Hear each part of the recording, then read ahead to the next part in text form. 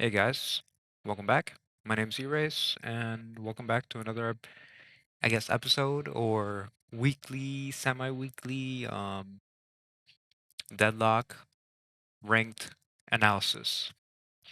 And one thing I will say is let Valve cook.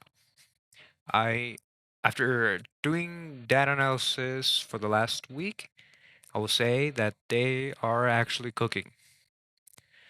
It's been a week and a half or about 12-ish days from the semi-medium, small. Um,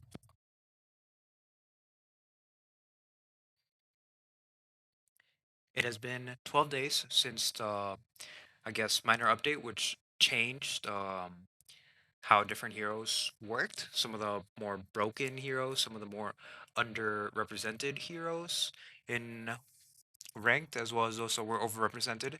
So here we saw Apollo buffs, huge Billy nerfs slash readjustments, Dorman nerfs, Drifter nerfs, Holiday, early game nerf, late game buff, and nerf for Ivy, Lash, McGinnis, uh, buff for Page, and 7 surprisingly. Vindicta was nerfed, Viper was buffed, Wraith was nerfed. So, some of these were some of the most oppressive heroes in the meta, with some of them having some of the most um, the pick rate, with Wraith 7, McGinnis, not so much McGinnis, but she was up there, Lash, and Drifter, which also all had plus 50% win rates. Now, it has been 12 days. This is an analysis of the third week of ranked, so only approximately the 7 days after this update came out. And from what it looks like, it honestly looks like a much healthier balance for ranked. So, what the fuck? Okay, so starting with this, um, for week one, we saw that there was actually a lot more rigidity in the meta and comps. If y'all remember, or maybe if you don't, here, let me pull these up.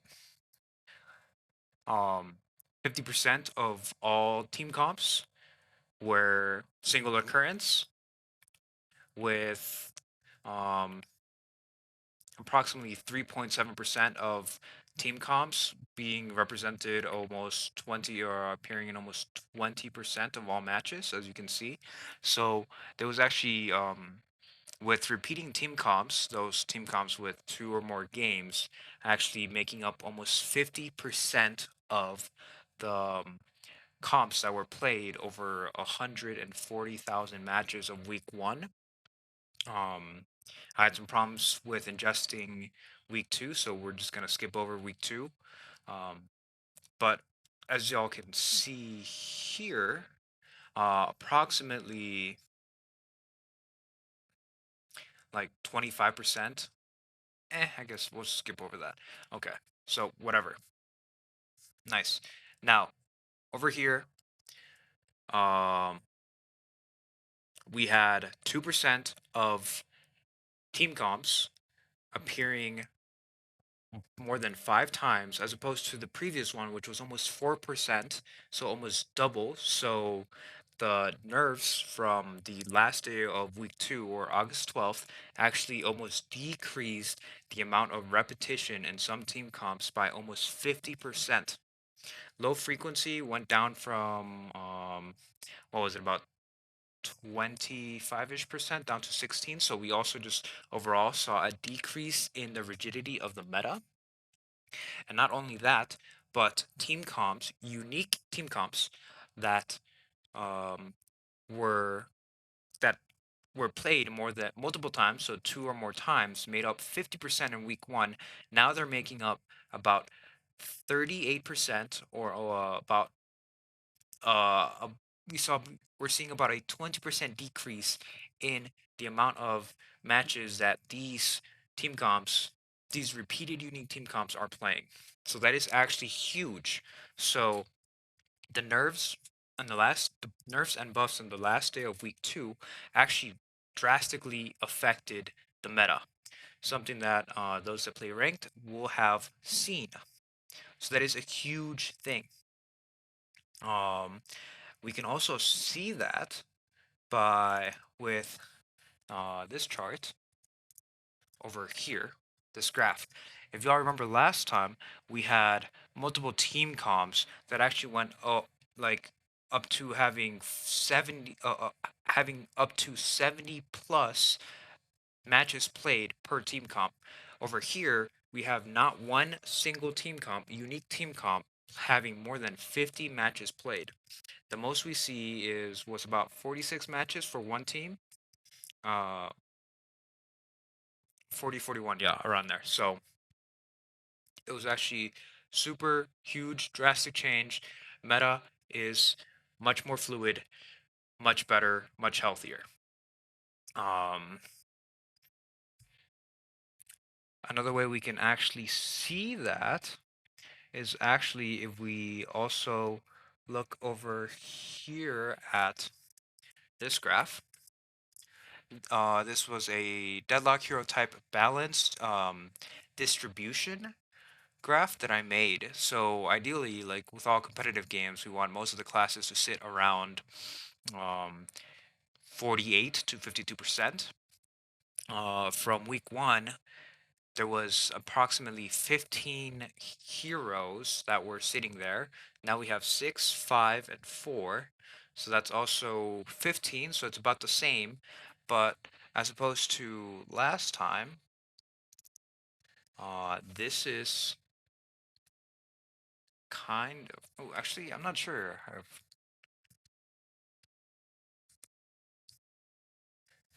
Let's see. Let's look at this.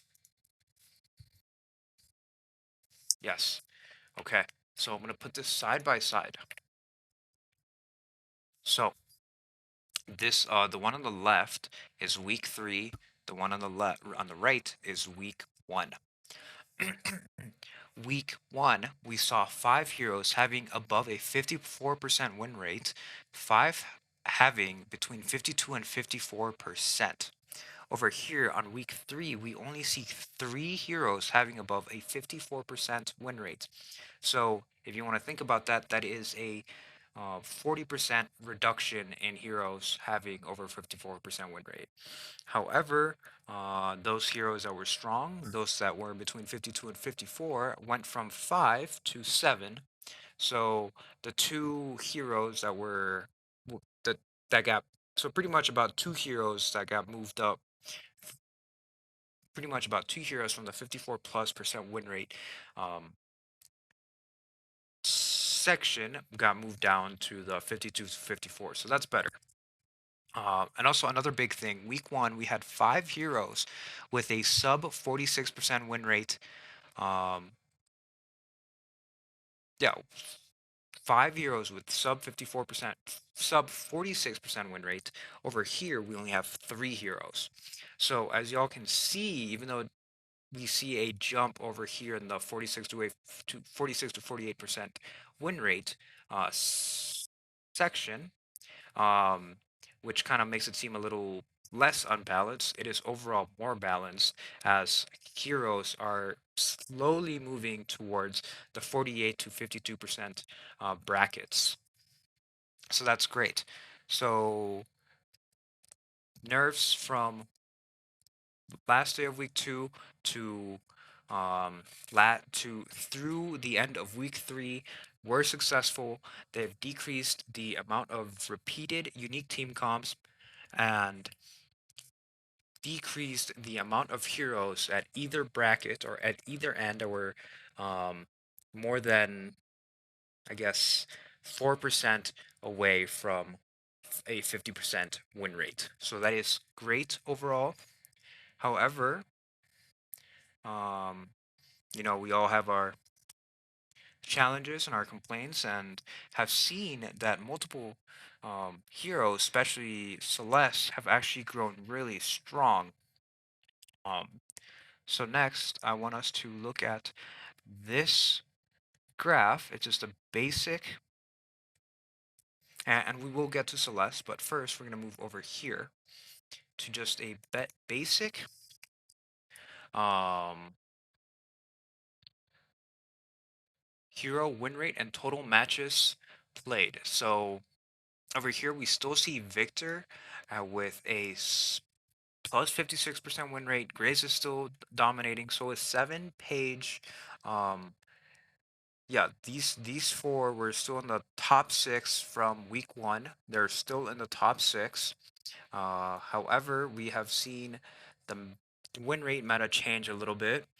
We saw Lash go down a lot.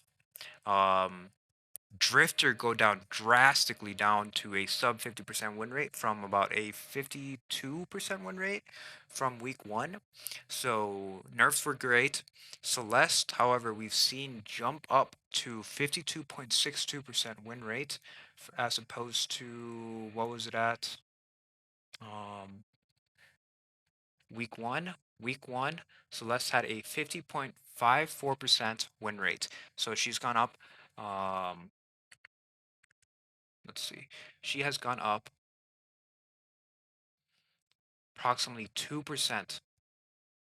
See, 2% win rate. Part of it is because some of the heroes that got nerfed were some of her counters or just she struggled with, while she also, people started to realize how much stronger she was.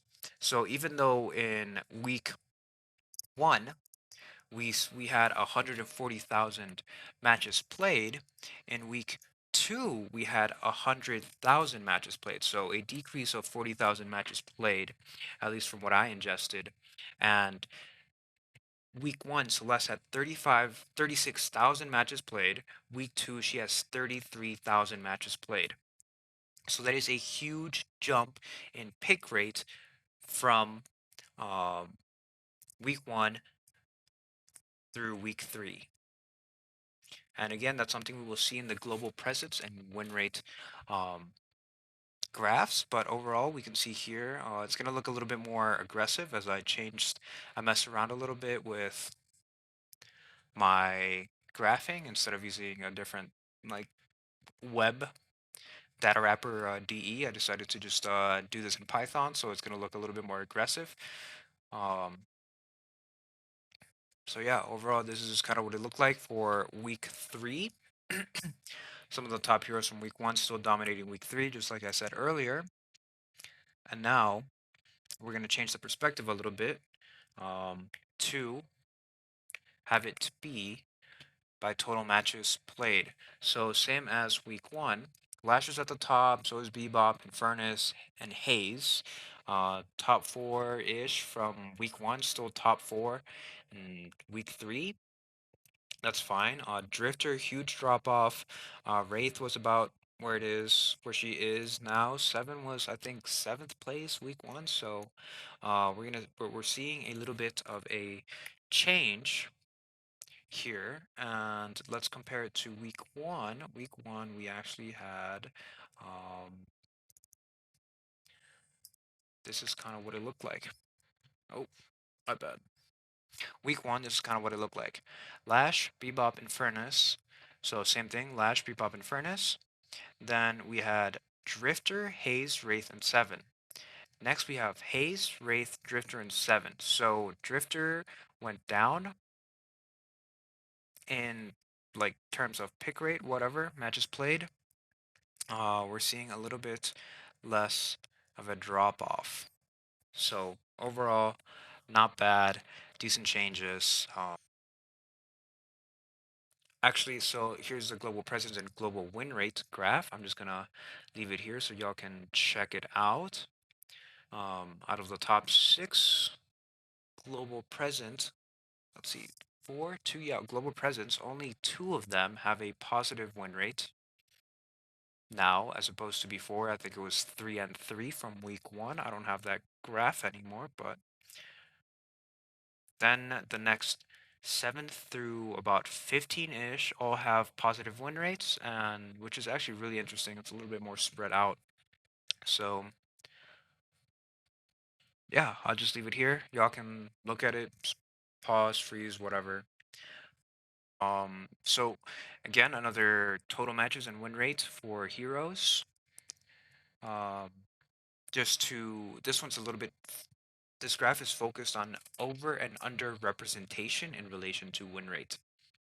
So this red line divides the heroes from the top are those which have a negative win rate, and the top are the ones, and the bottom are the ones that have a positive win rate. So overall, it looks a little bit pretty much even. Yeah, overall it looks even. So here we still have Lash, which is still greatly overrepresented, uh, with while having a positive win rate, as is Wraith. Then we have Seven, Mo and Krill, and as people have grown to see that Vindicta is actually really strong, she's actually starting to climb up in overrepresentation. And then Abrams. We did see a drop off in, and I'll show you guys this from week one. This is kind of what it looked like. Before, um, the cutoff line is right around here at Celeste. Before we had four heroes, no, five heroes. So Billy, Wraith, Drifter, Lash, and Seven that were overrepresented while having a positive win rate. And now we actually have only about three, really. The other three are just kind of not quite as overrepresented, but I'd still say they are. I still think Lash is just really, I still think that Lash is really strong with his utility and having decent damage, especially if you build them either gun or hybrid. You just get nice, consistent with burst damage and a great utility. Wraith, I think, is still just really strong even after her nerfs. Um, Seven, I don't know why they buffed Seven. I mean, he's one of the highest pick rate heroes while having a 54% win rate. That's just insane. Um, Let me see. I think did he actually go up in? No, so he actually went down in win rate from week one. He had a 55% win rate and went down to a 54% win rate. So I guess that's possibly from nerfing some of the other heroes that would get paired with him. And now he has to do a little bit more um, I guess, carrying.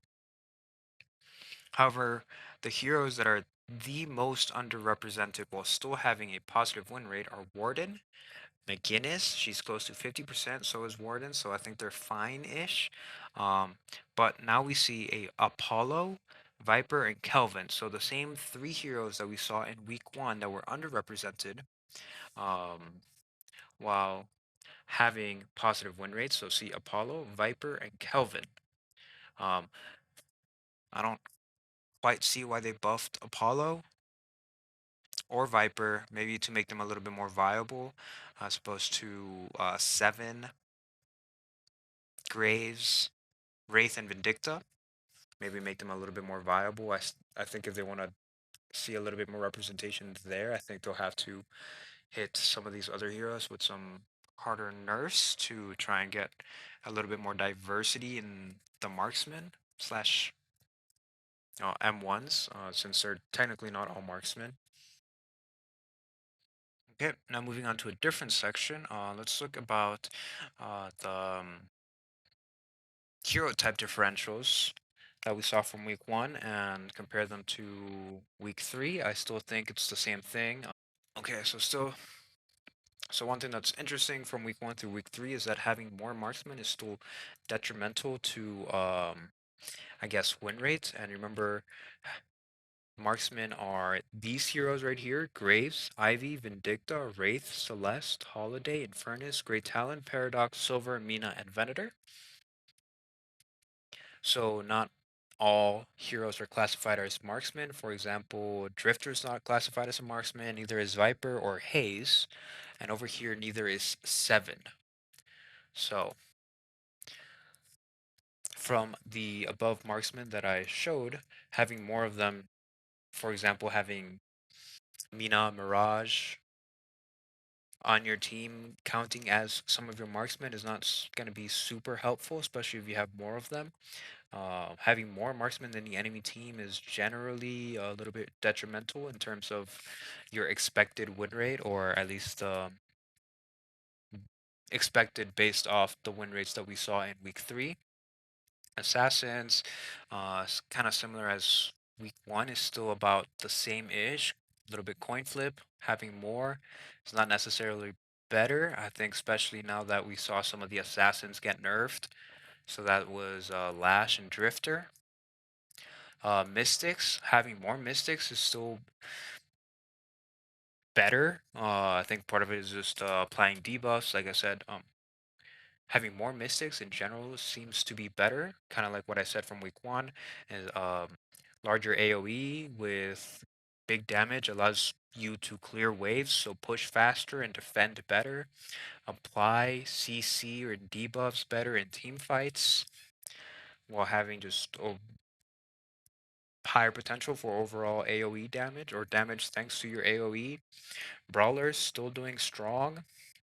Um, However, one thing I will note is that some of these some of these differentials have very small percent of games in week 3.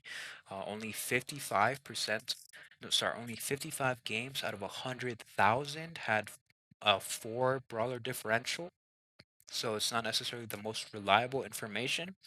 I would probably say that about the reliability stops after, at least for brawlers, is a +2.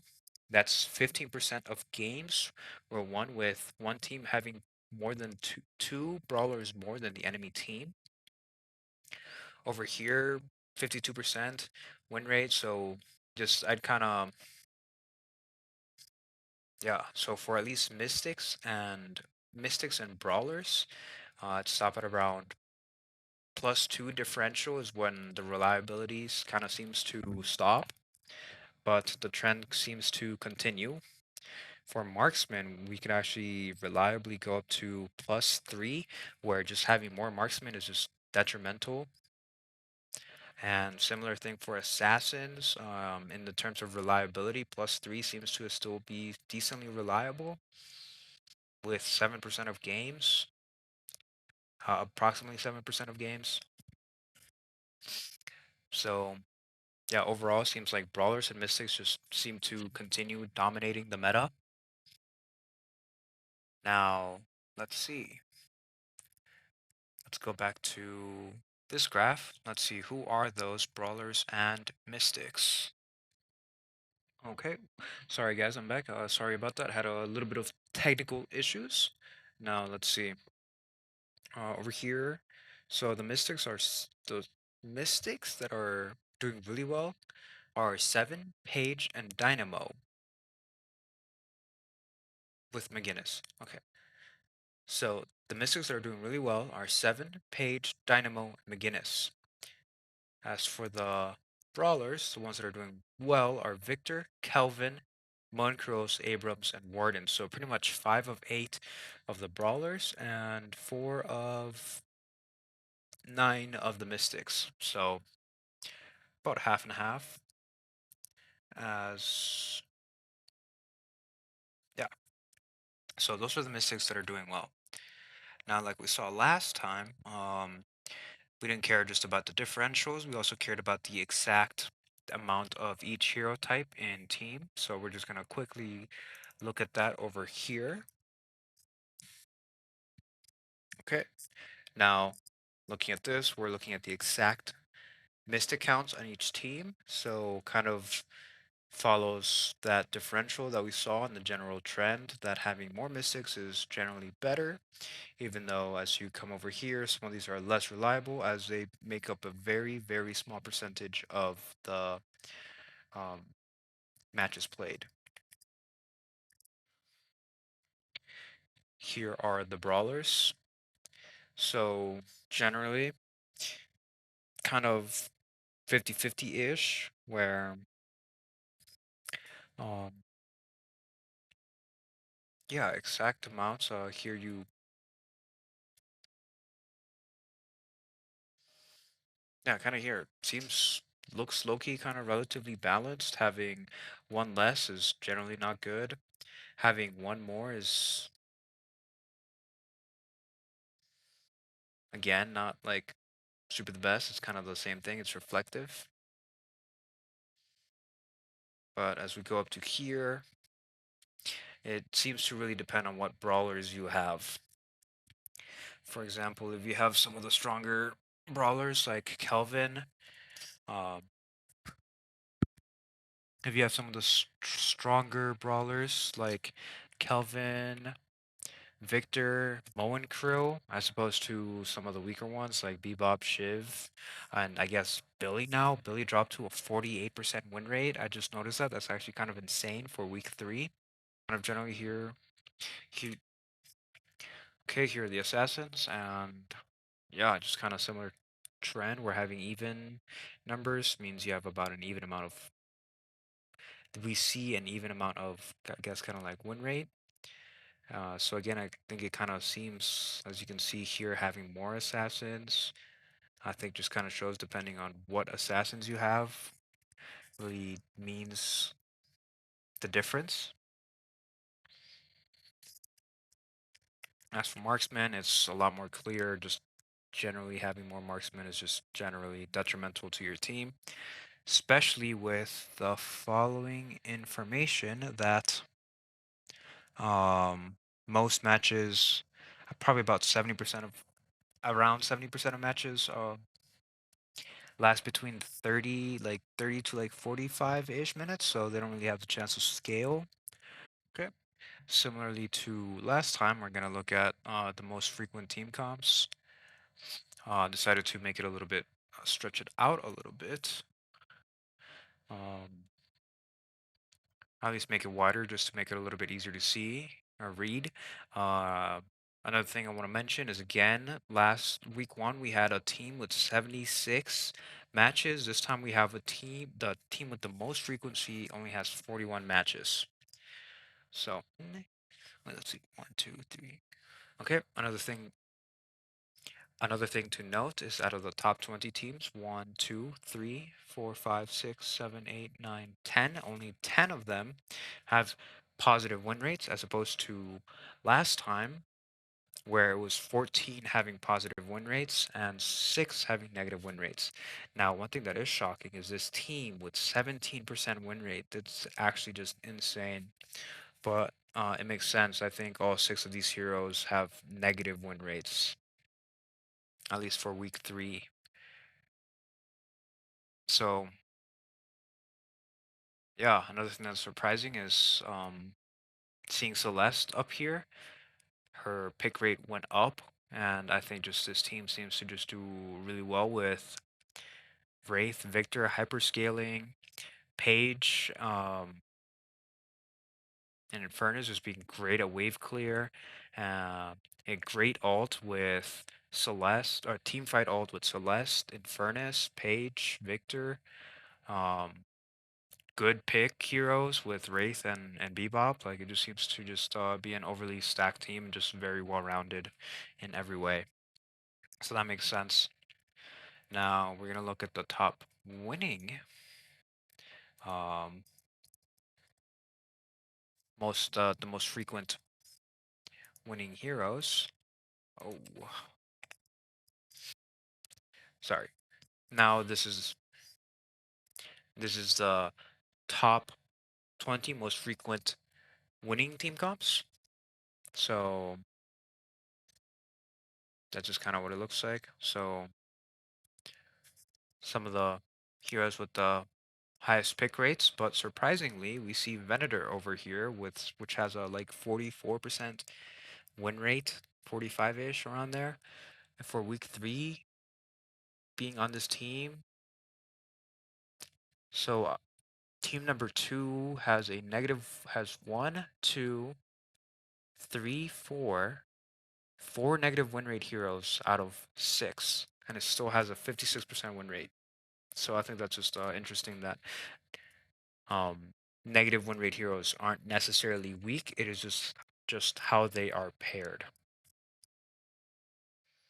And do take this with a grain of salt. This is like 0.0039% of all matches played total.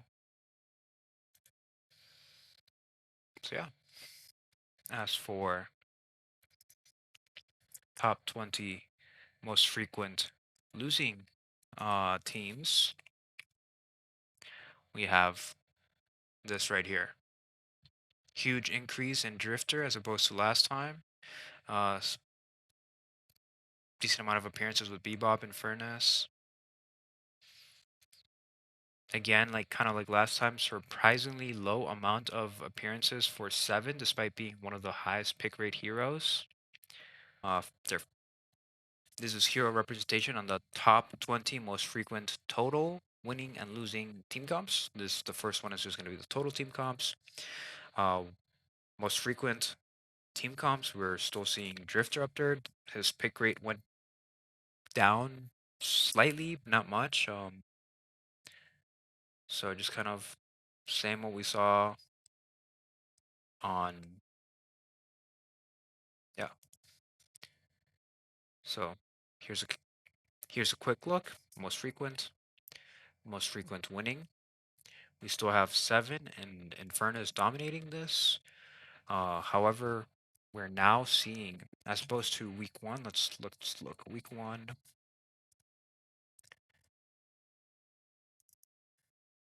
Oh wait, give me 1 second.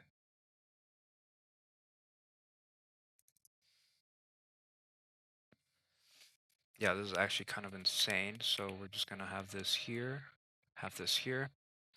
Gonna zoom in a little bit over here. So let's look at the top 10. So Drifter, at least on most frequent winning teams, right?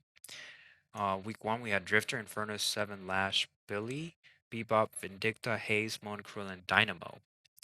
Week 3 we still have some of the same heroes. However, we see a huge jump in Mo and Krill from being represented in the like 5 times in the out of the top 20. Here we see Mo and Krill being overrepresented now with going from 5 appearances from week 1 in the top 20 teams, most frequent team winning team comps, to 9 appearances in the most frequent um, winning team comps. So just kind of huge jump. Dynamo staying about the same. Lady Geist going up. Lady Geist was 2 last time. As for the bottom 20, week 1 we didn't see any Celeste. Week 3 we see Celeste appearing twice. We're seeing Calico, Mina, Vindicta, Viscus. So it looks like the meta is changing slowly, and people are starting to recognize that some of these, um, I guess, the picks from week 1 aren't necessarily some of the strongest heroes, whereas some low-key underrated picks like Celeste, Calico, Vindicta are starting to see a little bit higher pick rates, as we saw in some of the previous graphs, and that is starting to be represented in some of the most frequent winning comps. Now here are the most frequent winning, um, sorry.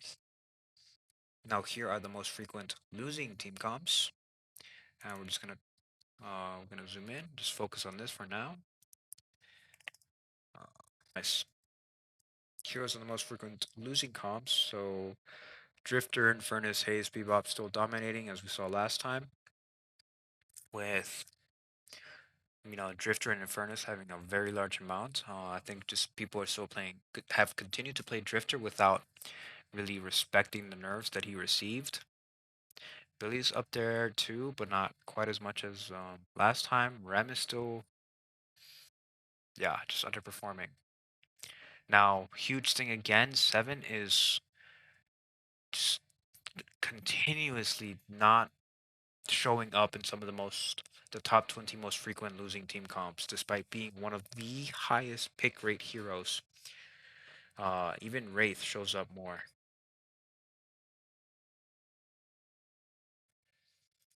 Okay. Now, for I did do a little bit more, and this one's going to be actually really interesting and really cool for grinding. If you're looking to grind and climb up with a buddy, wait, actually, you're just gonna do, yeah. If you're looking to climb up with a buddy, these are the top frequent hero duos that have positive win rates. Now look at this duo with Lash and Victor. Lash and Victor have almost 10,000 matches played together. That is 10% of all ranked matches played for week 3, and they have a 58% win rate. Lash and 7, again, high win rates still. So yeah, if you're looking to climb, these heroes are probably some of the best that you could play, especially these top 10. But all of these, one thing I will say about this chart is that I limited it to being only hero duos that had at least 5,000 matches and had above a 50% win rate. So that's it. So we're looking at Lash, Victor, 7, Moen Crow, Page, Hayes, Graves, Wraith, Dynamo, Vindicta, Celeste, and Ivy. Yeah, so I would say if you're looking to climb, these are some of the best hero picks that you should use or look to complement, as these are some of the most, uh, at least some of these have some of the highest pick rates. And if they don't, they are heroes that complement very well. About 2 days ago, Celeste got nerfed on, I think it was August 22nd. Celeste got nerfed early game, but buffed late game. So they buffed her scaling and they nerfed her flat damage. And yes, people were upset because um, people were upset because they said that Celeste was too strong and that she deserved huge nerfs. So I decided to look into it and I made a one on the top. I made a histogram or a distribution of match duration per 5 minutes. So the buckets are right here. So there was in week 3 about 2,000 games or 2% of games ish finished in the 20 to 25 minute mark. I got rid of any games that finished before 20 minutes as it's incredibly unlikely that a team won without anyone disconnecting or and just forfeiting the game or whatever. So as we can see here, the large majority of games end between 30 and 45 minutes. So we have a 15-minute window where games are ending. Only 400, about 500-ish, or about 0.5% of games took longer than 60 minutes. So this is just kind of really interesting. And then at the bottom here, I um, split each hero's win rate by the duration bucket, match duration bucket, and then ordered them generally by win rate top to bottom. So here at the top, we have the heroes that are winning um, early, and here at the bottom, heroes that are losing early, and then just kind of their general win rate as they go. So here, this is actually really interesting with Victor having a negative win rate in the first 25 minutes of the match and then kind of just going up slash stabilizing after that, after the first 30-ish minutes.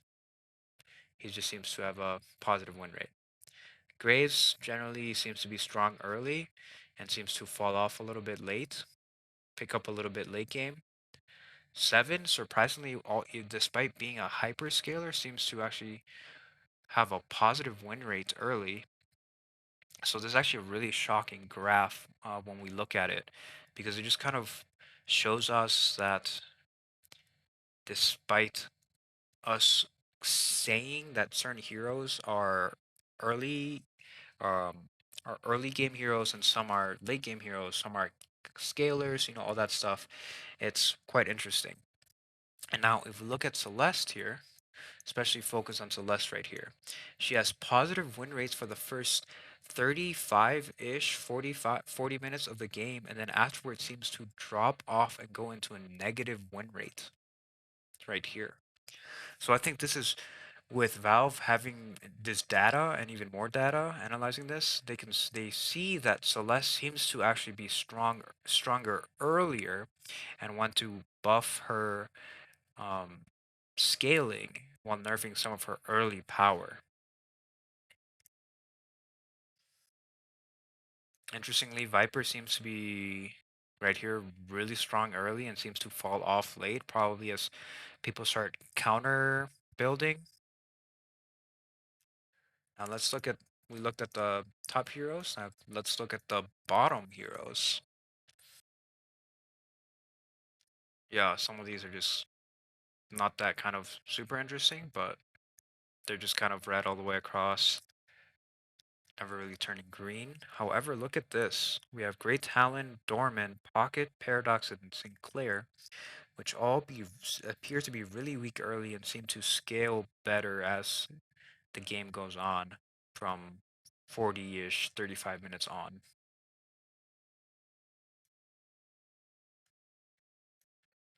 Bebop and Silver have about 25-ish minutes of doing really well and then seem to do poorly, while some of the other heroes scale, or at least the mid-game heroes seem to overtake them, and then they seem to do slightly better.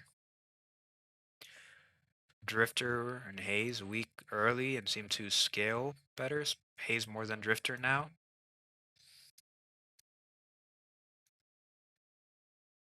Rem strong early, seems to fall off a little bit mid game, seems to go up a little bit in strength. Calico and Warden, probably due to their high damage and utility, mobility, all that stuff, seem to be doing better earlier and then seem to fall off a little bit. Probably as team, just because they seem to be better duelist. Seems that as teams start to group, they seem to start performing a little worse.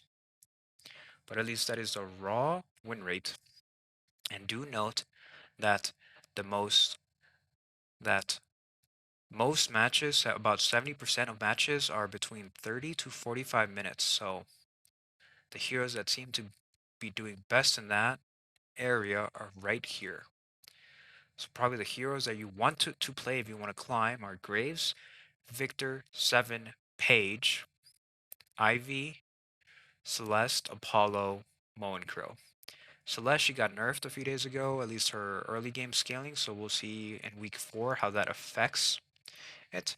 But now, let's look at a slightly different graph, which is the win rate scaling. Yeah, just taking the weighted average across hero duration buckets for each hero, and then graphing and then comparing each bucket's win rates with that average. So even though um, some of these heroes seem to be doing better earlier compared to their weighted average, this is to show a little bit more which heroes scale, which are strong throughout. So very on, we can see that Victor seems to scale as the game goes on.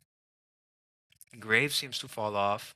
Seven, even though he's a hyperscaler, seems to be stronger earlier somehow, or at least have higher win rate earlier than later. This is probably why we saw 7 buffs on August 12th. Paige seems to be stronger earlier and seems to be doing worse slash fall off late game. Probably also why she got buffs August 12th, or at least that one buff to her shield. Ivy seems to kind of be stronger-ish mid-game and then seem to fall off. Celeste, as we saw here, She seems to actually be really strong early and seem to really fall off as the game goes on. Viper strong early, fall off. Apollo strong early, probably just due to his insane healing through all his fucking abilities, the items that he builds, and then seems to fall off as his damage falls off and other heroes' damage seems to go up and they start building more anti-heal items. Now let's look at let's zoom in and look at some of these heroes over here. Warden, stronger, earlier seems to fall off.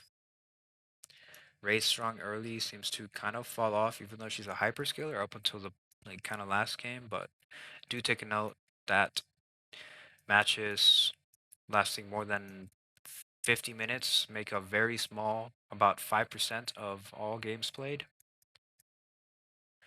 Hayes seems to just do really poorly until she scales. So she is definitely a hyperscaler, and we see that. Yeah, so Shiv just kind of seems to scale.